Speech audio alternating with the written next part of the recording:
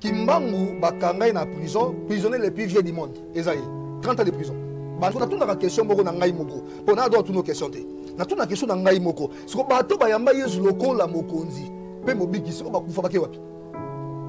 Ta mutu moko boye appel na pasteur na ye, appel sa kadima, appel sa action de grâce. Mais ti lezo yo moyibi na ke sanité zo silate. Donc c'est un voleur. Mon mutu moko a toi titre. Il y a beaucoup de prophètes, il y a beaucoup de docteurs, il y a beaucoup de pasteurs. Mais dans ce qu'on peut ce côté, donc on est la prophète en nation. Et là, quand il bosse, premier principe, il faut d'abord on négocier la culture na yo. Il faut d'abord on ma coutume na yo. Il faut on dit ma coutume. Mais tandis que bison église de réveil, to ma coutume. Tango bazaki bien na Kabila, na nenga bien. Afrika était, a critiquer était. Et c'est pas que ma cause de bango ma simité no monia se révolter.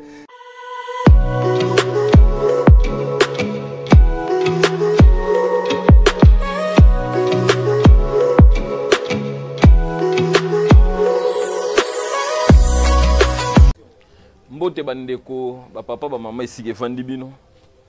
eza toujours émission na bino totonga po toto bo s'abonner toujours na Eboka Style Officiel TV abonnement na bino ko s'abonner na bino nde sala biso tozala ba partage émission na bino nezo sala ke ba message tozala ngo belé panza na par ci par là toto sepela mingi na musala bozo sala po na biso na ba partage na bato pe ba sala ba base en tout cas to sepela makasi quoi bo s'abonner lelo tozana invité au bino ne botinda biso to luka quoi tozana ndeko Trésor Bambulu bonjour ndeko Trésor to benga pasteur prophète to benga ndeko nani bon ngai na ko préférer lelo o benga na komba les guides ndani lelo na benga na komba les guides pour makambo na loba donc il faut na benga maka les guides pour na émission lelo. Merci beaucoup ndeko les guides Trésor Bambulu ye aboyi na prophète alingi na ba pété belé te aboyi na pasteur yazani ka les guides suivez les guides quoi donc fait dire ça de no makambu pena oto elia ko pasola apesa pena makambo ngo sens quoi pour boleli trop bozo comprendre pété mouvement nezo kendela makambo ngo nezo kendela bozo ba lisusu te est-ce que ba église zaka ba église to ba église komi wenge tozo comprendre te est-ce que ba prophète bazaka ba prophète to ba prophète ba komi ba ndulemani yango lelo to yepa ndeko le guide ameka ko pasoler la biso makambo biso to comprendre raté yena da mieux placé ko pesa biso pena makambo ngo calmement oza to tonga poto tonga quoi ndeko le guide oui. En tout cas dolingi na to découvrir lelo poto so ba te perdement eza makasi na monde église na monde spiritualité tongi to tuna non lelo est-ce que perdement autant makasi et ça Bible ne mutu eza na erreur to biso batu nde tozo sela Bible na ndenga mabe en tout cas na sepeli makasi lelo na ndenge boyo tala ngai salinga bien makasi eza pasi mais et donc aliboso na olingana répondre eza ke moni Yesu azaka na raison alobaka na tango asuka makambo nyonso tokomona ngo donc eza kaka ke accomplissement ya parole ya prophète ya messie nde yango ezokokisama donc nyonso tozomona lelo donc etungisa yango bana nzambe te epesa bango pasi te eza déjà ke no messie asalobaki yango na tango oyo tokomona makambo oyo donc moi moke na korépondre na ebandeli yango wana. En tout cas merci ndeko le guide à répondre biso donc ezali donc c'est que ça biso nde batu tozo saila musala yango mado tozo tanga nde Bible mabe mais na ko tuna pe lisusu question mususu bandeko batuna ki kotonga église ezalaka par rapport à bizaleli ya ba ndimi to kotonga église za ba mwinda otomona ka ba kiti ba esthétique ebele ba sel sona kasa ba etonga wana kotonga église no pesa so structure wana au juste à restrictir nini au moins makambo yo il faut to ko sola moi bien nan en réalité yesu ebisi biso vraie église mais église est motema eza ba hangar to ba immeuble o tozo tonga te au moins lelo yo ba immeuble musu tozo mona bomoni yango eza immeuble bomoni yango kitoko ndenge lobi ba lumière ba te mais na kati vraiment na profondeur bonzambe ezate donc lumière ya nzambe kuna eza lisusu te mais tomoni kaka ngara tomoni ndenge batongi yango zo mona ke esika batu bakozala ndenge wana tomoni bato belé tomoni batongi kitoko mais soki bolandi na fond bon comprendre que maramuso eza sekuna et Yesu ayebi angote Yesu atina bangote Yesu donc aolinga même pas donc comment na marambo yo sala mawana vraiment donc na Yesu yemoko donc c'est que na nzambe yemoko bandeko na nzambe yemoko akoma kama mambo esama na église oui na nzambe yemoko akoma kama makambo ezosama na église donc mambo esama na église nzambe yemoko azana ngo même pas au courant donc ça makam on nzamba tinda kité donc o bino bozo sala wana botondisi ba mwinda ba jet de lumière bo sali ba décor bo sala mambo ebele yango za ko tonga te ndeko wana za maloba na ngai te za maloba les guides nda pesi yango mais les guides eloko pezo tungisa ba ndeko ebele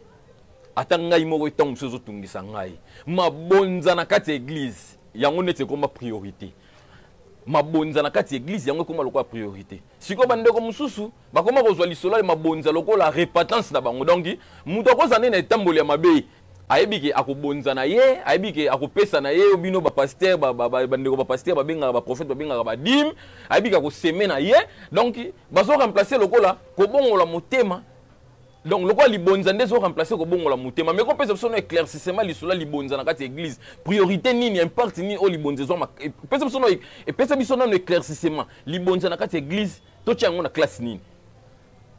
libonza na kati église eza na place nango mais yango te za priorité ya message babi na biso aller faites toutes les nations, mes disciples. Donc ça veut dire tout faire convertir les bateaux. Tout faire ça bateau message à repentance. Tout est à bateau va bon la motema. Au moins même à ta Congo et comme on a problème. Oui pour nani. C'est parce que dans ta Congo bateau va bon la motema té. Yango zo mona même na caisse à l'état. Mutu ana facilité à koyiba 10 millions et moko. Tant il faut qu'il motema mabe. Mais autant mutu ngo pe bonne église ana pasteur naï. Tout le monde va conséquence ngo. Ce qui a été à makamalamu même à ta caisse à l'état koyiba mbongo té. Abagino sambongo batu nyonso mais loko to mate to bongo la moté mate kaka mbongo na biso nde to komi koluka ko placer yango liboso po batu bazolinga mbongo kipidité et komi et pai na biso basala nzambe ya kosakana te donc eza makama so mama to voler facilité photo bango vérité yango zo mona lelo yo soki to pesi ba leso ya malamu ne même Congo ko tambola bien Congo et simbate makambo et simbate c'est parce que mutu ateyami bien te donc azo baté que rosimbelo ko batute azo baté que dans soko simbelo ko batuza lisumu yeso abisa bisongo abina biso la commandement wana di commandement et komika biloko mibale linga muninga nengo milingaka olinga na nzambe donc soko lingi muningo milingaka olingo nyoko la yete ta mutu moko boye appel na pasteur na ye appel sa kadima appel sa action de grâce mais ti lelo yo moyibi na ke sanité zo silate donc c'est un voleur soki na meko kata na mukene loko lobi wana c'est que ba pasteur ba prophète pe bozala musala ya kosala na kata mboka pona moni tuti mukeli kamba kesa leta po atanga pe lokwane lekelanga nazo fanda na mona mutu moko yibi 1 milliard mutu moko yibi 10 millions mutu moko yibi na mituna est-ce que bato ba yiba mbongo wana est-ce que c'est vrai ba sambela est-ce que c'est vrai ba za ba chrétien est-ce que c'est vrai ba za na bami batata milimo pe bankatra bango mais ko pesa biso no lika mais ko pesa biso no éclaircissement na kata mbo pona ngaso nazo fanda na mona neti na kata mboko yo on dirait ce qui mutu a commis na sommet à l'état on dirait abungisa ka motema so commis na sommet à l'état on dirait azaïsou na tante ba pasteur ba teyaye ba pasteur ba lobane c'est comme si ba kendaka sur église té mikano ko pesa biso ya nono esika wana ba kendaka na bango mais problème moko ezali to comme soki mutu a commis na dignité biso au lieu to comme ba papa na ye on dirait bango bazo comme ba papa na biso. Donc on dirait pouvoir oyo bazo koma na mbongo lokola biso to linga mbongo oye to linga molimo ya mutu na pour que lobby ata servir mboka lobby alinga linga te akufa tanga akufa ok na jugement donc biso toza ko aider bango te donc lokola tozo linga mbongo aye na mbongo na ye to kozwa et puis oyi malamu ke no mbongo na oyo asana ngona iba na kesa leta yo yebi yango bien mais on dit ozo di mandengo na bona yebi te soki ndengo tunanga keso soki mbongo nde e couvrir masumu mbongo ata moko te e ko couvrir masumu etika la masumu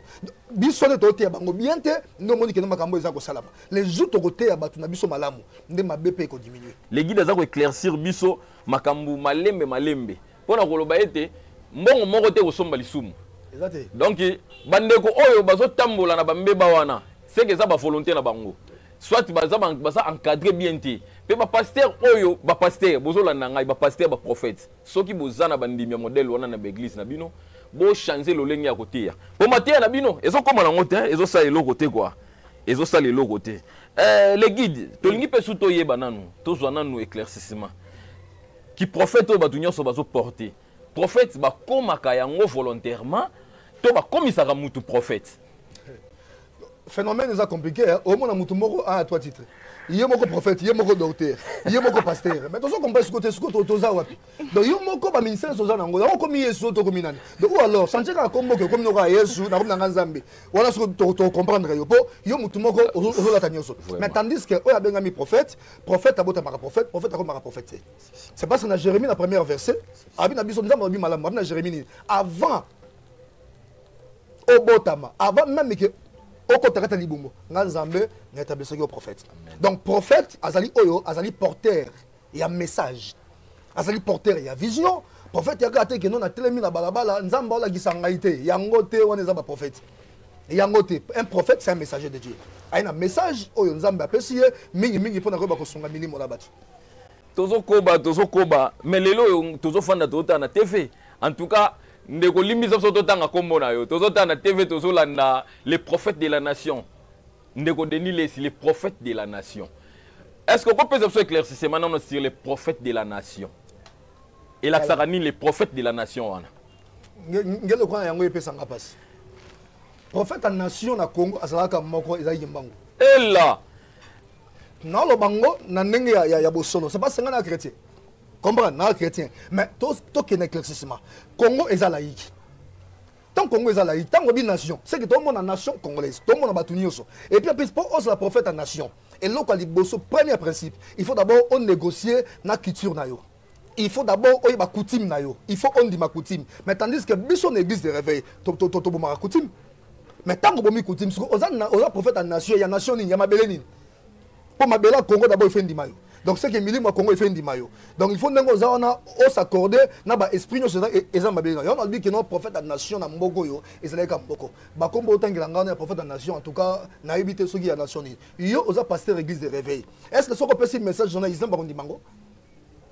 Et mais soto lobi que na yo ki yo nengo lobi na meka ko bakse sous question ligolo à question. Et bongo prophète qui mbangu nengo lobike c'est le prophète qui prophète qui mbangu est-ce que quoi y a no la biso message pour la Bible bon on a ça trop biblique mais quand même to la narmate amike mikene to mona pe bateaka pour na Bible ba meka osakola prophète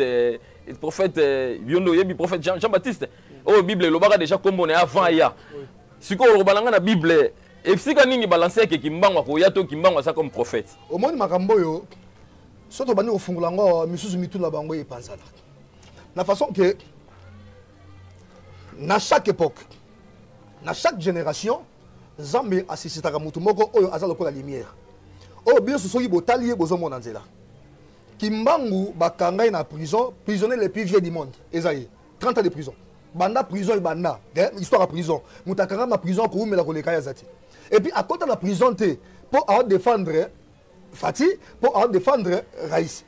Mais na katiote mais tant que lobi kambo prison zo lobana ngani ngina soulever le kambo deni ndeko deniles mais ndeko deniles pe bakanga pona mateya ndeko deniles bakanga pona mateya te ezaka makamne privé ela ndeko deniles ko lobana so makamususu ndeko deniles ko so makamususu po biso to bi ngana yebi ezaka makamne privé au moins ezaka makamne privé c'est parce que si tu as un prison bon to landaka procès ngana monaka pasteur moko Jean-Baptiste Tawa ya Mo Carmel il est mutu bazaki ne bana ko sona donc ils mama mboka te mais tandis que Kimbangu en tant que prophète à nation il est bakanga pour na mboka pour atelemela mundele habiter makambo ko simba te faut congolais a son indépendance mutu apesa biso il n'a pas eu son indépendance elle d'abord lumumba te soto barango te et là c'est Kimbangu ndeko DG Patrick DG Soyoka yonde olobaka mutu apesa ka biso lipanda mutu liboso mutu déclarer lipanda mutu liboso ça prophète Kimbangu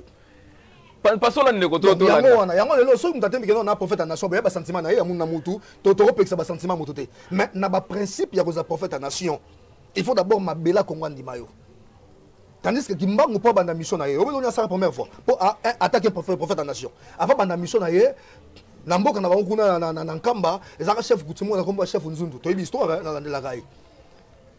ake pas prophète ake pas ya chef coutumier binaye nazo bana mission mais abisi chef na nini nga ava bakanga nga vanga na kufa yo mto kufa liboso ozo mona un prophète et puis kokisa bandengo na kaka ndenga lobaka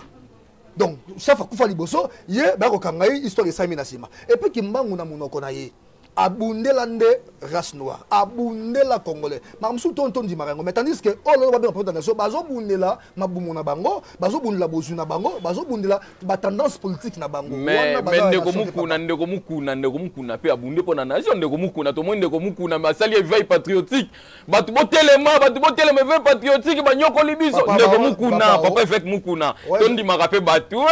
les guides mais tondi makabatu babilo mususu photo tango madame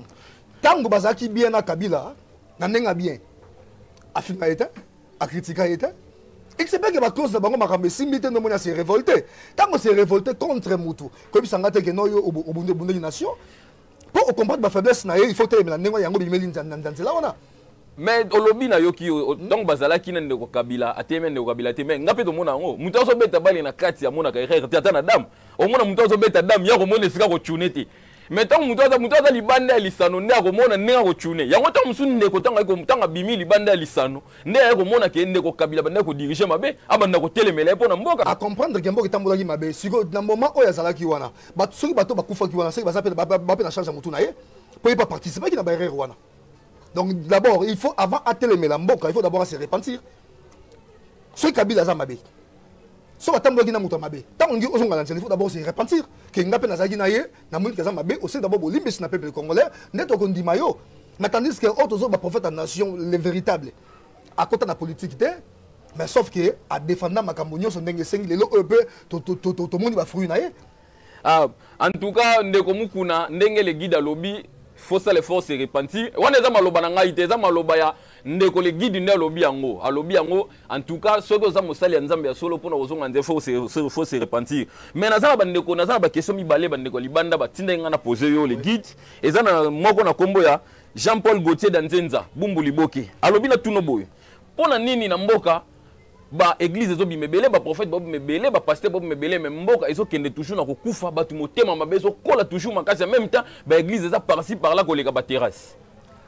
Bon, la personne a répondre yo boyo moni est-ce que batu nyonso yo bazo bima wana ba ba église est-ce que solo baza vraiment ba appeler to baza ba eli to ba benga mi bazali ba to penza ma pona pesa mission bazali au bon na Congo to comprendre loko moko loko la congolais il pour na soko yebise likama nzambe en tout cas congolais ayaka na ye ndo zo malelo batu ba comme bazo non c'est comme loko moko ndeti ba lokana gagner parce que ça siko nini loko la bête ozo ko kapete ko manyola ba écriture za na simba mo loko moko oyebi ke lelo yo oui ba église comme ebele mais message de tozo pesa bato oyebi ke za ignorance moko ba kotisa biso na mutu ti lelo ngai tina koliboye tina ko mosala nzambe na bundi pona comprendre yango ta bazo pesa biso ni ke non nyoka Moïse yango melaka nani nyoka ya Pharaon mais ça yango comment mi bongo na Bible batia biso par-ci par là nyoka ya Moïse les bâtons de Moïse yango ne mtemelaka ya mais non mais c'est faux zoma biloko yango siko donc bato tobi makaka nengo na meto tango ya ko comprendre to ka koyola te to ke na Exode chapitre 7 verset 10 ba biso biso nini ezali bâton ya Aaron mais na ordre ya Moïse nde bâton ya Aaron ekomaki nyoka eza bâton de Moïse te sona zoko sanani les guides aux autres ça va na confusion te nego les guides aux autres ça va na confusion te to yende poto longola mo voile wana soki comme sangani na ba docteur ba to ba bible mais na kamera ti lelo oyo erreur oyo ba ko longola ngote donc et bon tant baloba na biso na ba église baso epsa biso to yamba Yesu lokola mokonzi pe mobikisi par là baso bana biso to yamba Yesu lokola mokonzi pe mobikisi ni kamusu yango na kasiti o yamba mutu lokola donc c'est kaza yango te donc besoin ambisa biso mutu mais boy ngate kino to ndima kino aza mokonzi ngana bisaka batu boy yamba Yesu azali mokonzi pe mobikisi lokola wana il faut to longola yango so na tuna ka question moko na ngai moko pona do tuno question te na tuna question na ngai moko so bato ba yamba Yesu lokola mokonzi pe mobikisi o bakufa bake wapi question c'est pas la bino hein question c'est pas la réponse c'est pas la bino ndeko pas tuni ngana tuni ya tuni réponse pèse pas la bino ba prophète ba pasteur bato ba yamba Yesu lokola mokonzi pe mobikisi bato wana bakufa bakenda wapi lokola c'est que aza mokonzi pe mobikisi te pona ko chiter en tout cas ndeko to sela kangonga na lingi na tuna ndeko moko aza na Paris ndeko Jimmy Destin alobaki na tuna question oyo etungisaka mingi en direct de Paris alobi pona nini bino basali ya nzambe bokoka ko sunga ba fidèle na bino na ba propre frère na bino te ezala kaka etonga bosunga muto mais bino moko bosala yango ke muto aza na pasi na propre frais na yo moko osunga ye pona nini ezaka impossible wana eza motuna ndeko uti ya ndeka Paris te eza impossible te lelo il y a des pasteurs il y a des prophètes basala kango hein na fond na bango mo baza kosala yango pour ne pas que non ami lobela ngai quoi mais nazo lobela les autres basala yango na fond na ye moko pa ye kosunga mais bato bakoti musala oyo pona koluka mbongo asunga ndenge nini il a continué po zo mbongo ana besoin mbongo ana besoin ba amba bato te ya ko to ba kino différence yango wana musali ya nzamba za musali ya nzamba solo d'abord un katina ana compassion akosunga mutu po ebimi na katina après besoin nzamba pambola ye mais autres zo mona misu ndeko na ngai eza nini ya lingi azonga boka bato po le kana kopesa bato donc yemda sungi na ete po na katina ye ana bolingo te mutaza bolingo solo akosunga na mbongo na est-ce que bakabaka na pocha bato yo ka mbongo na pocha mutu ezaka te bakabaka mbongo na pocha yo moko ne ebike no na kabi so na pocha mutu se okabeli mutu te donc il y a des pasteurs il y a des prophètes basaka ba action wana donc oyo na pocha bango moko bazana bango aya solo ndeko tolandi mais pona kosukisa po ngonga esi ebelemi pona kosukisa nalingi na tuna question moko bon les guides osape kaka yo pozo saka mosala nzambe ndenge mo ba pasteur baza ndenge ba prophète baza est-ce que okiko pesa ngai e yeno ya suka apport na bino nyos tout na société congolaise eza nini oyo ndenge yo tango zaki nanu te tango zaki nanu mosali te ozaki libanda ya basali o bande ko kanisa ke lelo so nga na koti na kati ya lisolo yango na kosala apport na bino lelo basali ya nzambe na kati ya société congolaise eza nini bon. En réalité, notre rôle dans la nation est Zali. Le rôle dans la nation est Zali nini. Tout le kolongola batuba esprit oyo bazana yango ya malamu te to la kisabango zela. Ya on ba ki na evangeliste. Na bi nini. Soki to tei batu malamu batu bazo diriger mboka. To tei bango malamu, bazui mate ya malamu, mboka ekotambola bien. Mais soki to kote ya bango bien te, to yebelo ko moko ke mboka pe kote ma bien. Donc moyibi na gouvernement et si la te. Et qu'on continue kaka. Yango notre rapport ezali to banda ko belela siko to banda ko loba to talisa bango to ebisa bango. Tango ekoki baleka na kozonga na nzela. Tozaka kate ke no to tiara bokonza likolo te. Bokonza likolo ngo poto matako d'abord to bana mabele. Soki na mabele to bongisi te likolo to kosani. eloko ezate Po on to zomona yango to bongisa te likolo to kosani. Donc dans zo batu boy. Yo soki nza mapesi yo asali yo ngolu. Okomi dirigeant na mboka. Wama na za ko tala bino za ko ebisa bino. Bo tambusa makambo ndenge esengi. Mbongo ya bato ebele yo linga oli yango yo moko eza malamu te to bongo la motema to sunga mboka c'est parce que mboka oyo eza mboka nzambe nzamba li bato na yeba sala malamu bato ne babika malamu oui na bagisi toza koteya oui toza kosambela na Congo to sambela ba mboko esambela lokola Congo na te soki na mokeza combien to sambela ka mingi mama changer te c'est parce que social eza malamu te pour que social e bonga il faut bato batika ko tialo boko na kesa leta mutu nyonso a respecter ki moyibi eza mabe bible boyi ki moyibi. Donc, biso ba pasteur, ton dimaka, ba biloko ki moyibite. Moi na yo asara quelque part. Ayi biloko ba tayi nango. Soki oyebi côté wuti yebi se kene ko zongisa. Nde côté ya bango. Mais to banga so bisa kene ko zongisa le ba ko ki m'église ya souter, ozangi mbongo et comme les kamuti. Ba pasteur ba banga ko soit 0, ba boya ko soit 0. Ba bande ko ndenge to yebisa ki bino to yambaki ndeko na biso les guides trésor bambula. Ayanoli na ba question bambulu ayanoli na ba question mingi botinda ki lokwa to sela ka ngonga to ebike ba question musu mo to ko bana yango ezate mezambala liboso to yambia mezambala ya suka te to kozongela lisumbala sima poto monya beti masolo ya mboka mingi do seke na makambo mboka abombi makambo ebele po na mboka abombi makambo ebele po na mboka mendeko ozana likambo koloba ya suka po émission ekomi na suka o tonto tom suto tuni ote mozaki na makanisa koloba yango likambo koloba zaka ke bolingo nde erenier soki tokozana bolingo ya solo tokotonga mboka